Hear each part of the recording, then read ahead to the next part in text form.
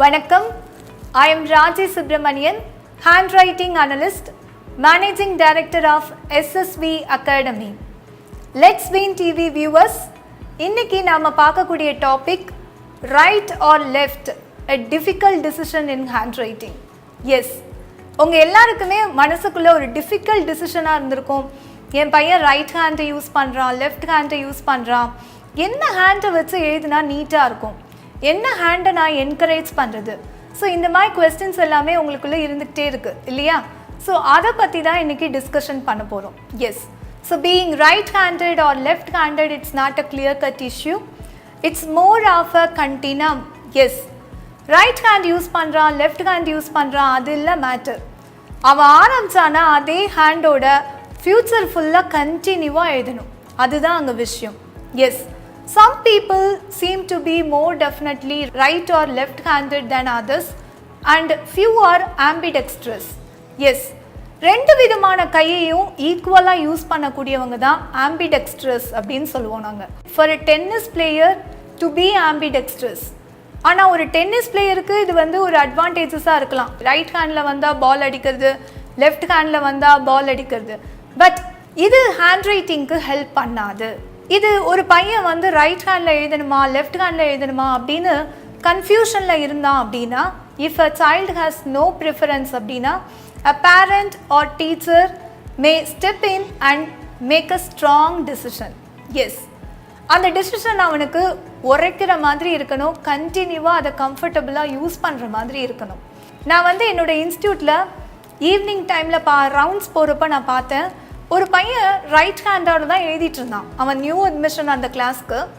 அப்புறம் நான் ரவுண்ட்ஸ் இன்னொரு கிளாஸஸ்லாம் போயிட்டு வந்தப்போ திரும்ப பார்க்குறேன், அந்த பையன் லெஃப்ட் ஹேண்ட் யூஸ் பண்ணி எழுதிட்டுருக்கான். அப்போ நான் டீச்சரை கூப்பிட்டு சொன்னேன், மேம் நான் ஃபர்ஸ்ட் டைம் ரவுண்ட்ஸ் போகிறப்போ இவன் ரைட் ஹேண்டால் எழுதிட்டுருக்கான், இப்போ லெஃப்ட் ஹேண்டால் எழுதுறானே, என்ன ஆச்சு அப்படின்னு. மேம் அவன் இன்றைக்கி தான் நியூ அட்மிஷன், ஒருவேளை ரெண்டு ஹேண்டையும் அவன் ஈக்குவலாக யூஸ் பண்ணுறான் போல இருக்குது.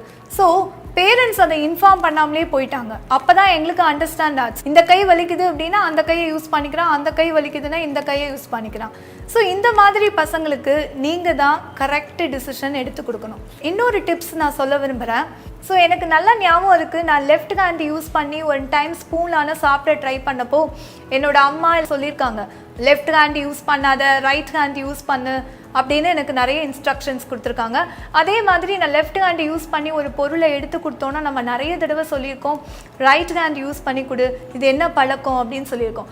ஸோ இப்போ உள்ள காலகட்டத்தில் பேரண்ட்ஸ் இதை நோட்டிஃபை பண்ண ஆரம்பித்த உடனேயே மாற்றுறது கிடையாது. அவங்கெல்லாம் சம்டைம்ஸ் நீங்கள் என்ன ஃபீல் பண்ணுறீங்கன்னா, லெஃப்ட் ஹேண்டால் ஒரு பையன் யூஸ் பண்ண ஆரம்பிச்சிட்டானா அவனோட ஃப்யூச்சர் ரொம்ப லக்கியாக இருக்கும், லெஃப்ட் ஹேண்ட் ஒரு 1000ல் ஒருத்தர் தான் யூஸ் பண்ணுவாங்க, இல்லை ஒரு கோடியில் ஒருத்தர் தான் யூஸ் பண்ணுவாங்க, அதனால நம்ம என்கரேஜ் பண்ணலாம் அப்படின்னு எல்லாருமே லெஃப்ட் ஹேண்டில் தான் மேக்ஸிமம் பழக்கிறீங்க. பட் எனக்கு தெரிஞ்சு ரைட் ஹேண்டில் இருக்கிற ஸ்பீட் லெஃப்ட் ஹேண்டில் வர்றது ரொம்பவே கஷ்டம். நிறைய பர்சன்ஸ் நான் பார்த்துருக்கேன், ரைட் ஹேண்டில் எழுதுகிற ஒரு கண்டினியூட்டி, ஒரு ஸ்பீடு, ஒரு லெஜிபிளான ஹேண்ட் ரைட்டிங்கை லெஃப்ட் ஹேண்டால் ஒரு 10% மட்டும்தான் கொடுக்க முடியும். நிறைய பேரண்ட் என்னோடய இன்ஸ்டியூட்க்கு வந்திருக்காங்க, என் பையன் லெஃப்ட் ஹேண்டில் தான் எழுதுவான், கொஞ்சம் பார்த்துக்கோங்க, அதனால ஹேண்ட் ரைட்டிங் வீக்காக தான் இருக்கும். நிஜமாவே லெஃப்ட் ஹேண்டில் நீங்கள் எவ்வளோ ட்ரை பண்ணாலும் குழந்தைங்க 10% ரிசல்ட்ஸாக தான் கொடுக்க முடியும். இன்னொன்று நீங்கள் நோட் பண்ணியிருக்கீங்களா இல்லையாங்கிறது எனக்கு தெரியாது, மேக்ஸிமம் நிறைய லெஃப்ட் ஹேண்டால் எழுதுகிற பசங்க ரிவர்சபிள் ஹேண்ட் ரைட்டிங் இருக்கும்.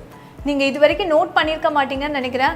எனக்கு கிட்டத்தட்ட நான் 1,25,000க்கு மேலே நான் ட்ரெயின் பண்ணதுனால நிறைய பர்சன்ஸை பார்த்துருக்கேன், ரிவர்சபிளாக ஹேண்ட் ரைட்டிங் எழுதுவாங்க. அப்போ உங்களோட இன்ஸ்டியூட்டில் நீங்கள் என்ன மாதிரி ட்ரைனிங் கொடுக்குறீங்க அப்படின்னா, மேக்ஸிமம் ஒரு குழந்தைக்கு நாங்கள் ரைட் ஹேண்டு தான் என்கரேஜ் பண்ணுறோம். ரைட் ஹேண்ட் என்கரேஜ் பண்ணி 8 months 9 months வெயிட் பண்ண வேண்டாம், அதுக்கும் கிட்டத்தட்ட ஒரு 2 daysல இம்ப்ரூவ்மெண்ட் கொண்டு வரும். நீங்கள் லெஃப்ட் ஹேண்ட் பர்சனை 6th standardலையோ இல்லை 7th standardலையோ கொண்டு வந்தீங்கன்னா டெஃபினட்டாக நாங்கள் மாற்ற மாட்டோம். ரைட் ஹேண்டில் இருக்கிற அதே டைப் ஆஃப் லெட்டர்ஸை கொண்டு வருது, அதே டைப் ஆஃப் ஷேப்பை கொண்டு வருது, இது எல்லாமே லெஃப்ட் ஹேண்டில் நாங்கள் ப்ராக்டிஸ் கொடுக்குறோம். ஆனால் நீங்கள் பண்ணுறது நோட் பண்ணி பார்த்தீங்கன்னா தெரிஞ்சிருக்கும், குழந்தைங்க எல்லாமே ரிவர்சபிள் ஹேண்ட் ரைட்டிங்காக எழுத ஆரம்பிப்பாங்க. அதில் ஒரு சில சாம்பிளை வந்து நான் உங்களுக்கு காட்ட போகிறேன். எப்படி குழந்தைங்க வந்து ரிவர்சபிளாக எழுதுகிறாங்க, என்ன மாதிரி ஐடென்டிஃபிகேஷன் பண்ணலாம்.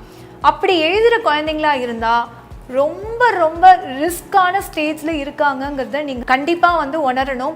அதை உணர்றது மட்டும் இல்லாமல் ஒரு கரெக்டான ஒரு ப்ரொஃபஷ்னலாக ஹேண்ட் ரைட்டிங் எடுக்கிறவங்கள்ட்ட நீங்கள் ஹேண்ட் ஓவர் பண்ணியே ஆகணும். இல்லைன்னா குழந்தைங்களோட ஸ்பீட் ரொம்ப கம்மியாகும். மேக்ஸிமம் மார்க்ஸ் வந்து குழந்தைங்களுக்கு ஹேண்ட் ரைட்டிங்னால தாங்க போகுது. நீங்கள் கொஞ்சம் வந்து திங்க் பண்ணி பாருங்கள். உங்கள் பையன் சொல்லுவான், அகாடமிக்கில் உங்கள் பையன் வந்து ஸ்ட்ராங்காக இருக்கலாம். அவன் வந்து சொல்லுவான், ஏம்மா நீ சொல்லிக் கொடுத்த கொஸ்டினுக்கு ஆன்சர் நான் எல்லாமே கரெக்டாக எழுதியிருக்கேம்மா பாருமா, பட் இருந்தாலும் எனக்கு வந்து 4 மார்க்ஸ்க்கு 2 மார்க்ஸ் தான் கிடச்சிருக்கு அப்படின்னு உங்கள் பையன் சொல்லலாம்.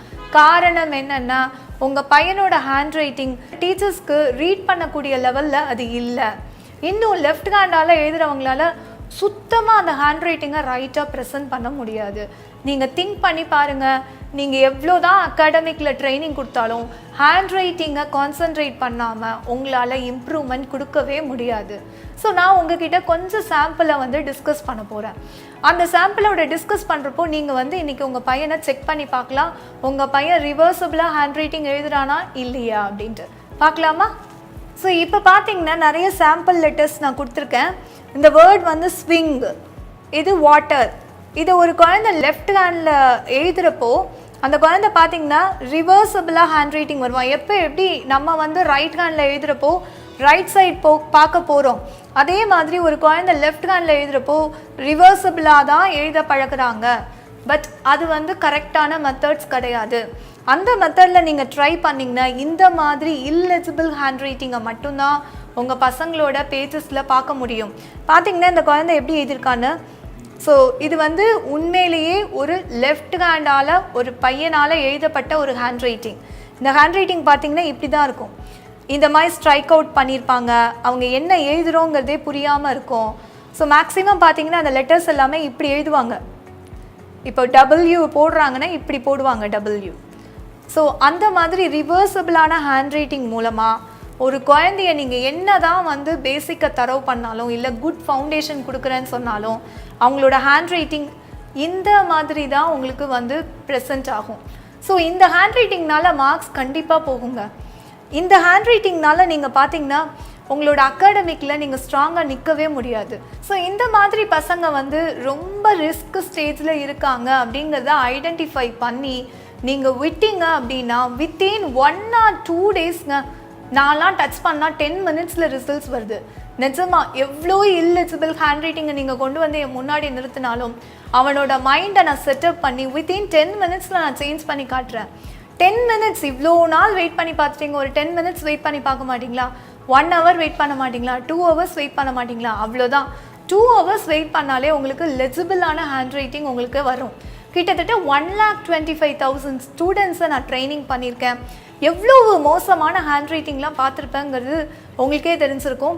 இதுக்கு ஒரே சொல்யூஷன் என்னன்னா, எங்களோட இன்ஸ்டியூட்டில் நாங்கள் என்ன பண்ணுறோம் அப்படின்னா, ரைட் ஹேண்டில் எப்படி நாங்கள் வந்து டீச் பண்ணுறோமோ அதே மாதிரி லெஃப்ட் ஹேண்ட்லேயும் ரைட் ஹேண்ட் மாதிரியே எழுதலாம். எஸ், ரைட் ஹேண்டில் என்ன மாதிரி ஸ்ட்ரோக்ஸ் யூஸ் பண்ணுறோமோ அதை அப்படியே லெஃப்ட் ஹேண்ட்லேயே நம்ம ப்ரெசென்ட் பண்ணலாம். இவங்களுக்குன்னு எந்த ஒரு ரிவர்சபிள் ஷேப்ஸும் கிடையாது, இல்லை ரிவர்சபிளாக எழுதணுங்கிறது அவசியம் கிடையாது. நீங்கள் பண்ண வேண்டியது ஒன்று தாங்க, குயிக்காக உங்கள் பையனோட ஹேண்ட் ரைட்டிங்கை ஐடென்டிஃபை பண்ணுங்கள். ரைட்டா லெஃப்டாங்கிறத டிசைட் பண்ணுங்கள். மேக்ஸிமம் ரைட் ஹேண்டாலேயே குழந்தைய எழுத வைங்க. லெஃப்ட் ஹேண்ட் யூஸ் பண்ணுறதை மேக்ஸிமம் அவாய்ட் பண்ணலாம். சப்போஸ் என் பையனை நான் சின்ன வயசுலேருந்தே லெஃப்ட் ஹேண்டுக்கு பழக்கிட்டேன் அப்படின்னு நீங்கள் நினச்சிங்கன்னா ஸோ அதே ஹேண்ட் ரைட்டிங்லேயே மெயின்டைன் பண்ண வைங்க. பட் ரைட் ஹேண்டில் எப்படி எழுதுகிறோமோ அதே மாதிரி குழந்தை எழுதணும். ஸோ லெட்ஸ் வின் டிவி வியூவர்ஸ்க்கு இந்த டாபிக் வந்து ரொம்ப யூஸ்ஃபுல்லாக இருந்திருக்கும்னு நினைக்கிறேன். ஸோ லெட்ஸ் வின் டிவியை பாருங்கள், சப்ஸ்கிரைப் பண்ணுங்கள், நீங்களும் வின் பண்ணுவீங்க. Yes, thank you so much.